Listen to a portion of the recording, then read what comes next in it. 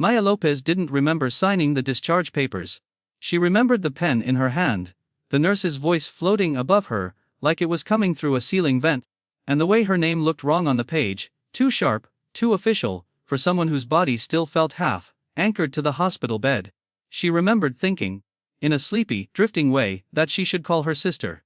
Then she remembered the nurse saying, "You're good to go, sweetheart," in the same tone people use when they're trying to sound normal while doing something that isn't. By the time the wheelchair rolled her past the nurse's station, the clock on the wall said 11:07 p.m. Maya squinted at it, as if the numbers might rearrange themselves into a more reasonable time. 3 days in the hospital for a complication that started as just a stomach thing and turned into a blur of tests, AVs, and pain that made her bite down so hard she thought she'd crack a molar. The worst part wasn't even the pain. It was the helplessness. The way time stopped being hers the moment she put on that thin gown. She hadn't slept much. Hospitals don't let you sleep. They let you close your eyes between alarms. And now they were letting her go, at midnight, alone. A security guard met them at the elevator. He looked bored in the way people get when they've had to witness too many human moments and couldn't absorb them all without breaking. The nurse, Nina, her name tag said, kept one hand on the wheelchair handles like she was trying to hold Maya to the building with sheer will. "Do you have someone outside?" Nina asked, leaning in. Maya's mouth was cotton. "My sister," she said, then swallowed and corrected herself. "My sister was supposed to pick me up." Nina's eyes tightened. "Have you talked to her?" Maya fumbled for her phone with fingers that didn't want to cooperate. Her hands were still swollen from the EV, and the screen wouldn't recognize her touch at first. When it finally lit up, it showed 2%. 2% might as well be 0 when you're exhausted and shaking and your brain is still fogged with medication. Maya opened her messages. There was one from her sister from hours ago. "Traffic is insane, work ran late. I'm fine." Maya stared at it. She didn't blame her sister. Life was life. People got stuck. People got tired. People couldn't be in two places at once. But hospitals didn't care about reasons. Hospitals cared about beds. "Call her," Nina said. "No." Maya hit the call button. It rang once, then went to voicemail. She tried again, voicemail. Maya's throat went tight. "She's not answering." Nina looked up toward the nurse's station like she wanted to argue with the building itself. "Okay. Do you have anyone else?" Maya's mind searched through contacts like a person flipping through an old photo album. Coworkers she didn't want to bother. A friend who moved away. An ex she hadn't spoken to in years. Her mother, gone. Her life trimmed down by time and circumstances until it was mostly quiet. "No," Maya said, voice small and ashamed. The security guard cleared his throat. "We can call a cab." Maya blinked slowly. I don't have my wallet, it's with my clothes, and the bag," Nina said quickly, pointing to a plastic sack hanging from the wheelchair handle. "Your phone, your discharge instructions, your meds. Your clothes are in there." Maya stared at the bag like it belonged to someone else. She didn't even remember packing it. The elevator dinged, and the doors opened with that soft, indifferent chime that felt insulting in the middle of her panic. Nina rolled her in anyway. "You're not supposed to be discharged without a ride," Maya whispered, more to herself than to anyone. She'd heard nurses say it to other patients. She'd heard it said like a rule, like something solid. Nina's jaw worked as the elevator descended. "You're not supposed to be," she agreed quietly. "But it's complicated." Complicated was always the word people used when the truth would sound too ugly out loud. They reached the lobby and rolled through it. The hospital at midnight was a different planet. The fluorescent lights seemed harsher. The hallways seemed longer. The whole building felt like it was exhaling a tired sigh, trying to shake people loose. A janitor pushed a mop bucket across the polished floor. He glanced at Maya, then at Nina, then back at Maya. His eyes held a question, but he didn't ask it. In hospitals, staff learn which questions get you in trouble. Maya's phone buzzed with a low battery warning. Then it died. The screen went black. The sudden silence of it, no connection, no lifeline, hit Maya like a slap. She stared at the dead phone in her hand, and for a moment she couldn't move. Nina moaned and cursed under her breath. "Do you have a charger?" Maya shook her head. Nina looked around helplessly. "We don't."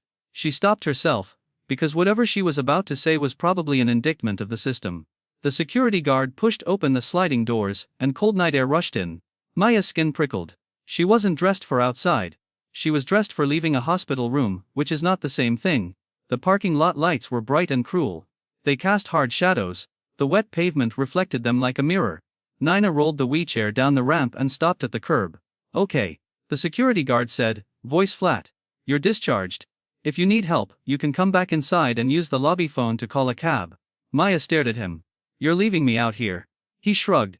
And the shrug was the part that made Maya's stomach drop. Not because he was evil. Because he was numb. Because he'd probably done this before. Nina's face was tight. I'm so sorry, she said to Maya. I really am. Maya tried to speak, but what came out was a broken little laugh. This is insane. Nina lowered her voice. I tried to get the case manager on call. They said you're medically stable, and you signed. I didn't even know what I was signing. Maya said, and she hated how weak she sounded. Nina's eyes shimmered for a second. She blinked it away fast. Nurses learn to lock emotions behind their teeth. Maya looked out across the lot. It was almost empty.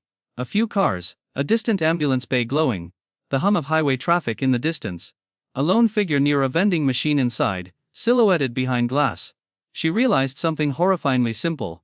If she passed out right here, she wasn't sure anyone would notice. Her discharge papers were stuffed in the plastic bag. She couldn't even remember half the instructions. Take this. Don't take that. Call if fever. Call if pain. Follow up in 1 week. Who was she supposed to call at midnight with a dead phone? Nina rested a hand on Maya's shoulder. Do you want me to wheel you back inside until your sister answers? Maya nodded quickly. Waist please. Nina started to turn the chair. The security guard stepped in front of them, not aggressive, just blocking like a gate. She can't stay, he said. Nina stared at him. She can sit in the lobby, she's not causing trouble. He shook his head. Policy after midnight, no loitering, administration. Nina's eyes flashed. She's not loitering. She's a patient. Was. He corrected. That single word felt like a trap snapping shut. Maya's throat closed. I'm still sick. The guard's expression didn't change. Ma'am. I don't make the rules. Nina looked like she might explode. Then she looked at Maya and forced her voice to soften again. I'm going to call upstairs, she said. I'm not leaving you like this. Just stay right here, okay? Maya nodded, because what else could she do? Nina hurried back inside. The sliding doors closed behind her with a hiss. And suddenly, Maya was alone in a hospital parking lot at midnight. She sat in the wheelchair. The plastic bag of her life hanging from the handle, and the cold seeped into her bones. She tried to stand, just to see if she could. Her legs wobbled. The world tilted. She sat back down fast, heart hammering. A wind pushed through lop and damp. Maya's eyes burned. Not from the cold, from the humiliation. She'd always been the responsible one. The one who didn't need rescuing. The one who paid bills on time. Who drove herself to appointments. Who didn't ask for much. Now she was the woman abandoned under fluorescent lights. Invisible to the very place that was supposed to take care of her. She wrapped her arms around herself and tried to breathe slowly. In, out, out. Her mind started doing that thing it does when it's scared, building worst-case scenarios. What if her sister got in an accident? What if her sister fell asleep? What if nobody came? What if she tried to walk and fell and cracked her head? What if someone approached her with bad intentions? She looked around again. The lot was quiet, but quiet wasn't comforting. Quiet was exposure. Then she heard it. Not close at first, a low, rolling sound, like distant thunder, steady and deliberate. Maya lifted her head, confused. The sound grew louder, layered. Not a single engine. Many headlights appeared at the far end of the lot, one, then two. Then a string of them, coming in slow, controlled formation. For a second, Maya thought it was an emergency convoy. Police, something official. But the lights weren't flashing red and blue. They were white, warm, unwavering. The first motorcycle turned into the lot and moved toward her. Not fast, not weaving. Just steady. Then another. Then another. They lined up along the curb like they'd rehearsed it. Motorcycles, dozens of them. Parking in a clean line that looked almost ceremonial. Maya's chest tightened again, but this time it wasn't panic. It was confusion so thick it made her dizzy. A few riders dismounted. Leather jackets. Heavy boots. Patches. She didn't know anything about biker culture, not really.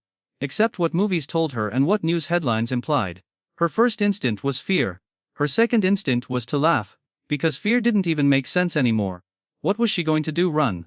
One of the riders walked toward her, helmet under his arm. He was broad-shouldered, silver in his beard, calm in his eyes. He didn't swagger, he didn't loom. He approached the way you as someone who might spook. He stopped a few feet away, giving her space. Ma'am, he said, voice low. Her you Maya Lopez. Maya stared at him. Ace. He nodded once, like he was confirming the final piece of a puzzle. Okay, you're not alone anymore. Maya's mouth opened, but no words came.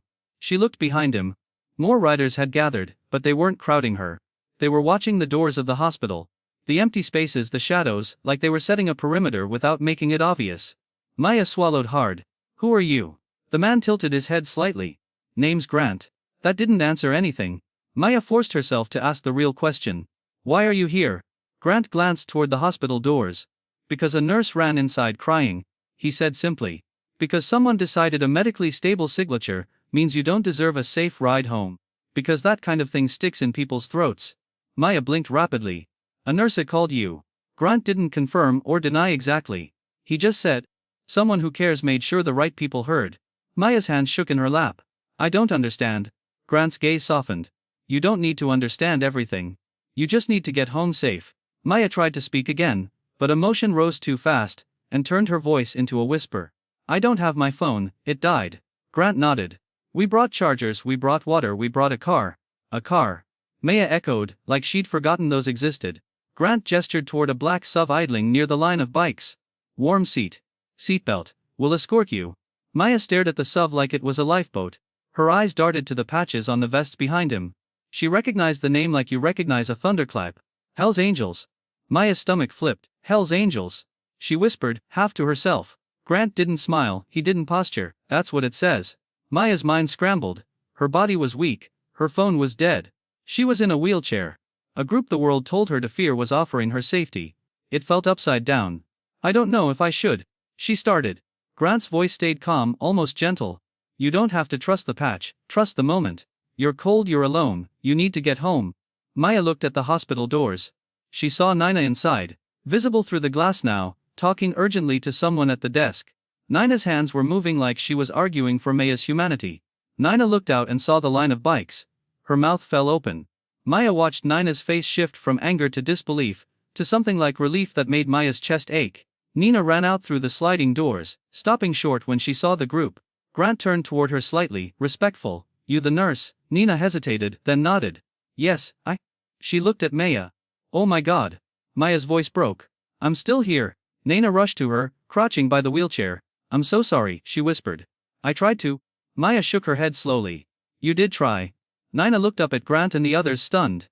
How did you? Grant answered without giving details that would put Nina at risk.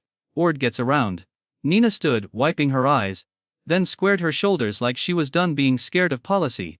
She turned back toward the guard inside and pointed at the scene outside. Her lips moved, and Maya couldn't hear the words, but she could imagine them. You did this. This is what you created. Grant looked down at Maya. You ready to go? Maya hesitated, then nodded. Two riders stepped forward, moving with surprising care. One was a woman with short hair and kind eyes. She spoke softly. Maya, I'm Lena. We're going to help you stand just long enough to transfer into the SUV. Slow and steady. Maya swallowed. Okay. Lena and another rider positioned themselves on either side of the wheelchair like trained aides. No grabbing, no rushing, just support. Maya stood, knees trembling, pain flaring in her abdomen like a warning flare. She gasped. Lena immediately adjusted. Breathe, I've got you, you're doing fine. Maya shuffled 2 small steps and sank into the SUV's seat, shaking with relief as warmth wrapped around her. Someone placed her bag gently at her feet. Someone handed her a bottle of water. Someone clicked her seatbelt. Grant leaned in through the open door. What's your address? Maya recited it, voice still thin. Grant nodded once. We'll get you there. Maya's eyes filled again. Why are you being nice to me? Grant paused. And for the first time he looked older than his beard suggested. Like he'd carried a lot of scenes like this. 'Cause, he said, everybody ends up vulnerable eventually. Tonight it's you. Then he added, quieter. Because someone once did the same for my mother when she had nobody. Maya stared at him, the words sinking in. Grant closed the door gently, like Maya was something precious. The SUV began to roll forward, and the bikes moved with it, flowing around the vehicle like a protective current. Maya watched through the window, stunned by how coordinated it was. No revving, no reckless behavior, no intimidation for sport. Just a moving wall of presence. Her breathing started to slow. Her heart stopped punching against her ribs. And then, as the convoy pulled out of the hospital lot, Maya felt the delayed emotion hit her all at once. Hot, uncontrollable tears that she couldn't stop even if she wanted to. She wasn't crying because she was grateful, though she was. She was crying because she'd been discarded. And because strangers had shown up anyway. If you've ever felt abandoned when you needed people most, you already know what this does to your nervous system. You don't just get over it. Your body remembers it. It files it away under danger. So let me ask you something. And I mean it, have you ever had a moment where the world went cold, and you realized you were on your own? If you have, hit like right now. Not for me, So the platform pushes this to someone who thinks nobody sees them. And if you want more stories that hit that nerve, the ones that feel like real life, not a fairy tale, subscribe. It costs nothing. And it tells the algorithm you want the heavy ones. The ride to Maya's apartment took 22 minutes.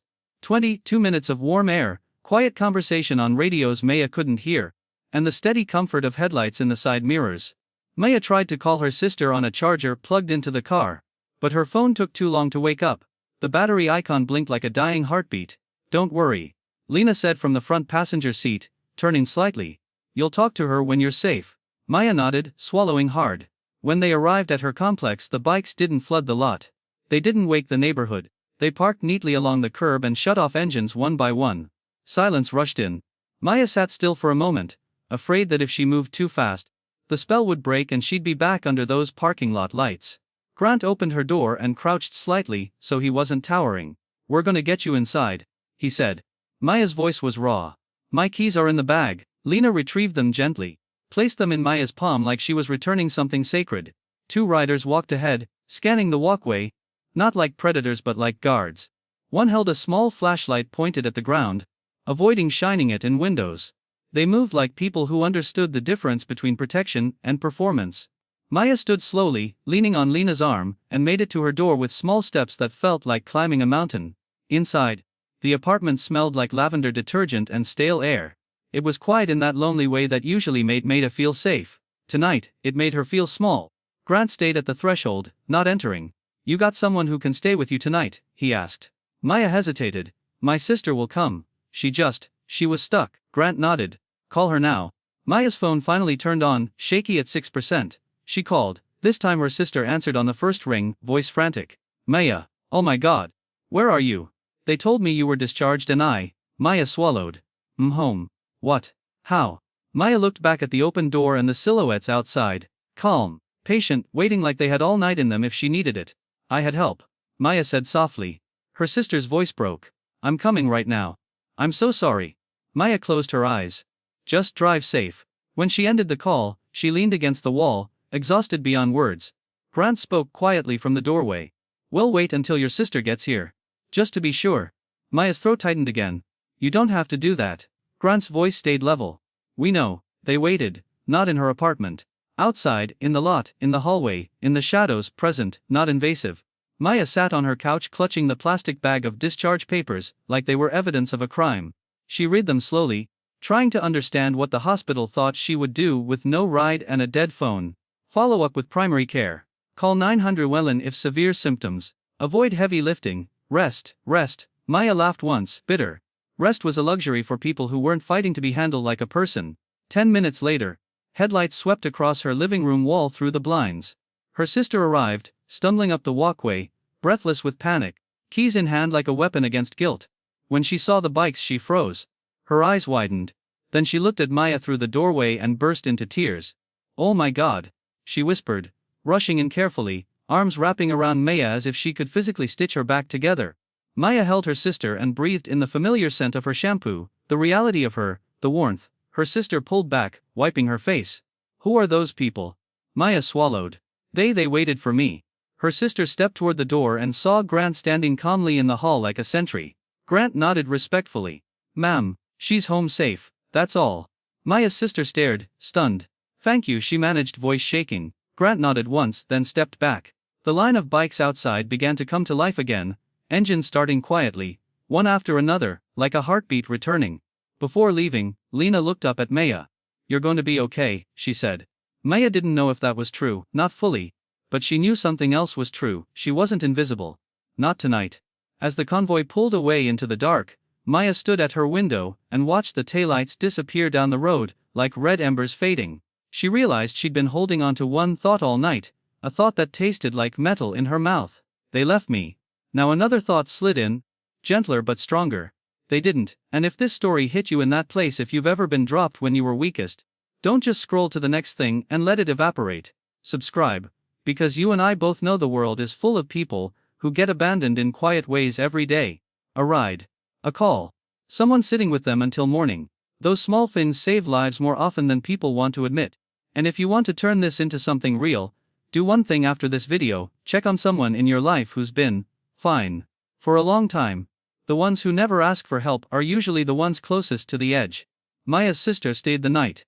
In the morning, Maya woke up to sunlight on her blanket and the sound of her sister making coffee like she belonged there.